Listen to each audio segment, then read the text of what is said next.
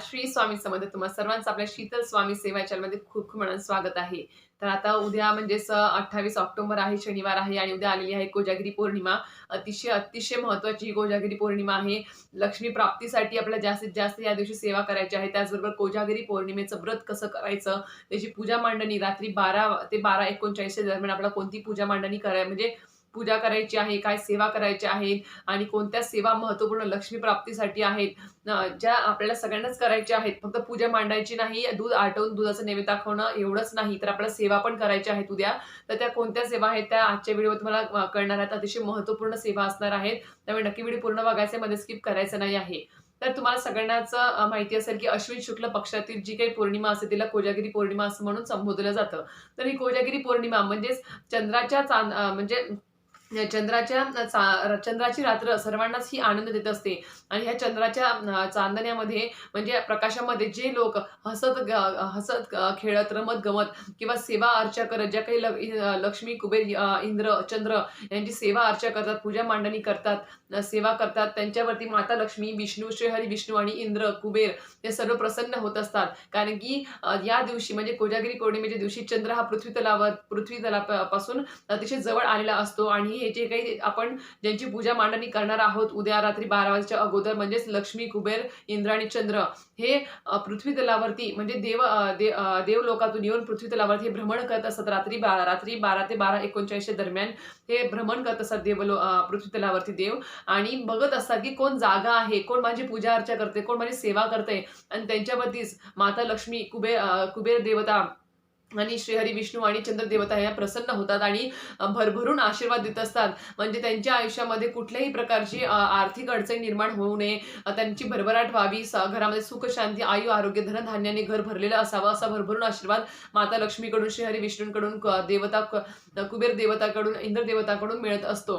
त्याच्यामुळे हाच आशीर्वाद आपल्याला प्राप्त करण्यासाठी कालच्या व्हिडिओमध्ये तुम्हाला दाखवला आहे की कोजागिरी पौर्णिमेचं व्रत कसं करायचं. म्हणजेच आपल्याला रात्री 12च्या अगोदर पूजा मांडणी कशी करायची आहे कोजागिरी पौर्णिमेची ती दाखवलेली आहे. तो व्हिडिओ अपलोड झालेला आहे, तुम्ही जाऊन बघू शकता. आणि त्याचबरोबर त्या कोजागिरी पौर्णिमेचे फक्त पूजा मांडणी करणे किंवा दूध आटवून दुधाचा नैवेद्य दाखवणे एवढंच करायचं नाही आहे. तर आपल्याला त्या दिवशी काही आपल्याला लक्ष्मी प्राप्तीसाठी काही सेवा पण करायच्या आहेत. उद्याचा दिवस म्हणजे कोजागिरी पौर्णिमा अतिशय अतिशय महत्त्वाचा हा दिवस आहे. लक्ष्मी मातेला प्रसन्न करून घेण्यासाठी, श्रीहरी विष्णूंना प्रसन्न करून घेण्यासाठी आपल्याला काही सेवा करायच्या आहेत. तर त्या सेवा कोणत्या आहेत त्या तुम्हाला आता मी सांगायला सुरुवात करते. तर आपल्याला उद्या काही सेवा करायच्या आहेत. सर्वप्रथम तुम्हाला एक सांगते की उद्या कोजागिरी पौर्णिमा आहे. तर उद्या सकाळी म्हणजे उद्या 28 ऑक्टोबरच्या पहाटेच पौर्णिमा तिथी चालू होऊन जाईल. 4:30 की 31 चालू होणार आहे. ती 29 ऑक्टोबरला पहाटेपर्यंत 1 वाजून की 1 वाजेपर्यंत किंवा 1:30 वाजेपर्यंत तरी आहे. तर तुम्हाला सत्यनारायण पूजन करायचंच आहे उद्या. असं नाही की ताई ग्रहण आहे, चंद्रग्रहण आहे, खंडग्रास चंद्रग्रहण आहे, वेद चालू आहे, त्या सुतक काळ असतो त्याच्यामध्ये मग आम्ही पूजा मांडणी करायची की नाही, दर पौर्णिमेला जे आपण सत्यनारायण पूजन करतो ते करायचं की नाही, तर करायचंच. कारण की आपल्याला ग्रहणामध्ये सांगतात की जास्तीत जास्त देव म्हणजे जे काही आपण जप तप पूजा अर्चा करायची असते तर त्याच्यामुळे आपल्याला उद्या पूजा अर्चा करायची आहे, पूजा मांडणी करायची आहे. फक्त जे काही तुम्ही प्रदोष काळामध्येच करा चालेल, काही हरकत नाही सत्यनारायण पूजन. पण सत्यनारायण पूजनाला जे काही तुम्ही शिरा करणार आहात, नैवेद्य दाखवणार आहात, त्याच्यामध्ये तुम्हाला तुळशीपत्र ठेवायचं आहे आणि तो जो नैवेद्य आहे तो तुम्ही नंतर म्हणजे 29 ऑक्टोबरला तुम्ही ग्रहण करू शकता, काही हरकत नाही. पण पूजा मांडणी करायचीच आहे. त्याचबरोबर आपल्याला जी कोजागिरी पौर्णिमेची जी काही पूजा मी तुम्हाला दाखवलेली आहे आधीच्या व्हिडिओमध्ये, ती पूजा मांडणी ते साहित्य तुम्हाला दिवसभरात तुम्ही जमवून घ्या आणि तुम्हाला रात्री 12च्या अगोदर ही पूजा मांडणी सगळी करून ठेवायची आहे आणि दूध पण आटवून चंद्राच्या किरणामध्ये तुम्हाला ठेवून द्यायचं आहे. पण आता ताई म्हणतात की चंद्रग्रहण आहे, तर त्याच्यामुळे तेच सांगते की आपण दरवर्षी असंच करतो, पण या वर्षी चंद्रग्रहण असल्यामुळे आपल्याला चंद्राच्या किरणामध्ये ते जे दूध आटवलेलं आहे ते आपल्याला आटवलेलं दूध पहिली गोष्ट आपल्याला त्या जे काही वेध लागणार आहेत ग्रहणाचे त्याच्यामुळे आपल्याला काय करायचं आहे, दूध जे काही आटवलेलं आहे दूध त्या ग्रहण काळामध्ये तर आपल्याला आटवायचंच नाही, गॅसवर काही शिजवायचंच नसतं. पण त्याच्यामध्ये 9:30च्या अगोदर जर तुम्ही दूध आटवून ते थोडंसंच दूध आटवा, कारण की आपल्याला त्या दिवशी तो ग्रहण करता येणार नाही आहे, कारण की चंद्रग्रहण आहे आणि चंद्रग्रहणामध्ये आपल्याला ते प्रसाद खाता पिता येत नाही. त्याच्यामुळे आपल्याला तो जो नैवेद्य आहे खिरीचा नैवेद्य तो तुम्हाला फक्त काय करायचं, चंद्राच्या किरणामध्ये न ठेवता तुम्हाला तुम्हाला डायरेक्ट तो तुळशीपत्र ठेवून नैवेद्य तुम्हाला पूजेमध्ये दाखवायचा आहे आणि मंत्र पण त्यासाठी एक महत्त्वपूर्ण मंत्र पण म्हणायचा आहे. तो पण तुम्हाला आता जो काही व्हिडिओ मी पूजा मांडणीचा अपलोड केला आहे त्याच्यामध्ये तुम्हाला तो मंत्र पण भेटून जाईल. त्याच्या डिस्क्रिप्शन बॉक्समध्ये पण मी तो मंत्र लिहून दिलेला आहे, तिथे जाऊन तुम्ही बघू शकता. पण त्याचप्रमाणे आपल्याला तो खिरीचा जो नैवेद्य त्याच्यावर तुळशीपत्र ठेवायचा आहे आणि तुम्हाला तो जो नैवेद्य आहे तो नैवेद्य तुम्हाला दुसऱ्या दिवशी ग्रहण करायचा आहे. चमच्या तुम्ही प्रत्येक जण नैवेद्य घेऊ शकता घरातील प्रत्येक व्यक्ती, पण तो जो पूर्ण नैवेद्य आहे तो तुम्हाला 29 ऑक्टोबरला ग्रहण संपल्यावरतीच तुम्हाला घेता येईल. तोपर्यंत त्याच्यावरती तुळशीपत्र ठेवूनच तुम्ही ते ठेवायचं आहे. आणि हा अजून एक, जर तुम्ही काही स्वयंपाक केला असेल उद्या, तो जर काही थोडा उरला असेल तर तुम्ही त्या प्रत्येकावरती तुळशीपत्र ठेवायचे आहेत. घरात जे काही अन्न शिल्लक राहिलं असेल, त्याच्या नैवेद्य असेल, त्याच्या प्रत्येकावर तुम्हाला तुळशीपत्र ठेवायचे आहेत आणि ते तुम्ही दुसऱ्या दिवशी ग्रहण करू शकता. जर तुम्ही दुसऱ्या दिवशी खाणार असाल तर ते तुळशीपत्र ठेवूनच तुम्ही फ्रीजमध्ये ठेवा आणि नंतर दुसऱ्या दिवशी तुम्हाला 29 ऑक्टोबरला रविवारी तुम्हाला खाता येणार आहे. तर असं प्रकारे ही पूजा मांडणी आहे, पण ती पूजा मांडणी प्रत्येकानेच करायची आहे.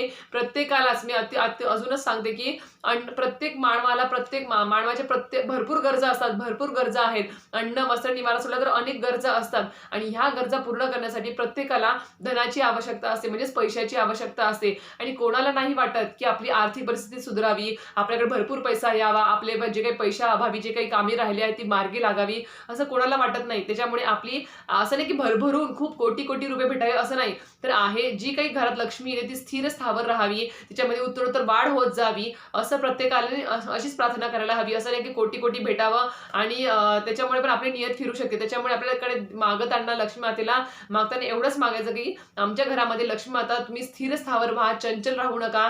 घरात जी काही लक्ष्मी येते ती स्थिर असावी, चंचल नसावी आणि त्याच्यामध्ये उत्तरोत्तर वाढ होत जावी.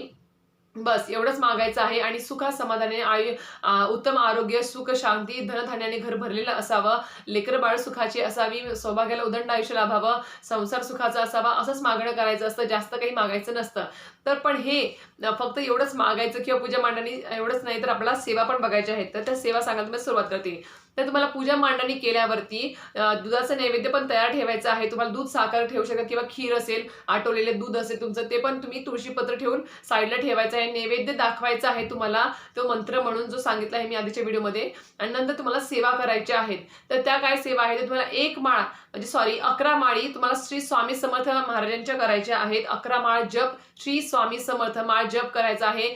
दुसरी सेवा आहे ती म्हणजे तुम्हाला लक्ष्मी गायत्री मंत्र, विष्णू गायत्री मंत्र, कुबेर मंत्र, हे जे मंत्र आहेत हे तुम्हाला प्रत्येकी एक माळ जप करायचा आहे. मला आता विष्णू गायत्री मंत्र माहिती असेल, ओम नारायणाय विद्महे वासुदेवाय धीमहि तन्नो विष्णू प्रचोदयात्. हा तुमचा जो आहे मंत्र, हा विष्णू गायत्री मंत्र आहे. त्यानंतर लक्ष्मी गायत्री मंत्र कोणता, तर ओम महालक्ष्मीची विद्महे विष्णुपत्नीच धीमहि तन्नो लक्ष्मी प्रचोदयात्, याची 1 माळ करायची आहे. त्यानंतर तुम्हाला कुबेर मंत्र पण थोडासा 2 लाईनीचा आहे, तो पण तुम्हाला 1 माळा प्रत्येकी करायच्याच आहेत. त्यानंतर तुम्हाला एक वेळेस व्यंकटेश स्तोत्र पठण करायचं आहे. नित्यसेवेमध्ये 15-20 दिलेलं आहे ते करायचं नाही. तर तुम्हाला जे मोठं आहे, जे आपल्याला दिलेलं आहे व्यंकटेश स्तोत्राची पोथी तुम्हाला माहिती असेल, ते पूर्ण वाचायचं आहे. 116 की 160 असं काहीतरी ओव्यांचं, ते 140 ओव्यांचं असं काहीतरी आहे ते व्यंकटेश स्तोत्र, त्याचं पठण तुम्हाला करायचं आहे उद्या. त्याचबरोबर तुम्हाला गीतेचा 15वा अध्याय याचं देखील तुम्हाला उद्या पठण करायचं आहे. तर अशा प्रकारे या सेवा तुम्हाला करायच्या आहेत. आणि त्याचबरोबर 16 वेळेस तुम्हाला श्री सुक्तमचं पठण करायचं आहे. परत एकदा सेवा सांगते, 11 माळी श्री स्वामी समर्थ महाराजांचा जप करायचा आहे. लक्ष्मी गायत्री मंत्र, लक्ष्मी गायत्री मंत्र, विष्णू गायत्री मंत्र, कुबेर मंत्र, हा प्रत्येकी 1 माळ करायचे आहेत. 16 वेळेस श्री सुक्तमचं पठण करायचं आहे. 1 वेळेस व्यंकटेश स्तोत्राचं पठण करायचं आहे. आणि तुम्हाला गीतेचा 15वा अध्याय नित्यसेवेमध्ये दिलेला आहे तो पठण करायचा आहे.